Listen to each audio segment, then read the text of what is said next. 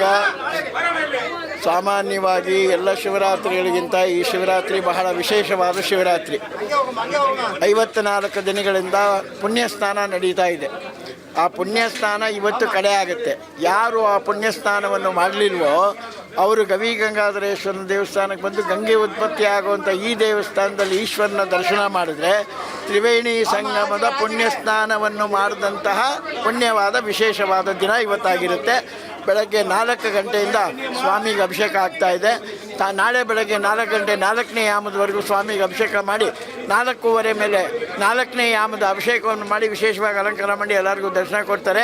ರಾತ್ರಿ ಜಾಗರಣೆ ಮಾಡೋರೆಲ್ಲ ದೇವಸ್ಥಾನದಲ್ಲಿ ಪರಿಸರದಲ್ಲಿ ಕೂತ್ಕೊಂಡು ಧ್ಯಾನ, ಜಪ, ಪೂಜೆ, ಭಜನೆ ಯಾವ ರೀತಿ ಆದರೂ ಆ ಪರಮಾತ್ಮನ ಸ್ಮರಣೆ ಮಾಡ್ತಾಯಿದ್ರೆ ಖಂಡಿತವಾಗ್ಲೂ ಮೋಕ್ಷ ಸಿಗುತ್ತೆ ಅಂತ ಮೋಕ್ಷ ಪ್ರಧಾನವಾದ ದೇವಸ್ಥಾನ ಗವಿ ಗಂಗಾಧರೇಶ್ವರ ಸ್ವಾಮಿ ದೇವಸ್ಥಾನ.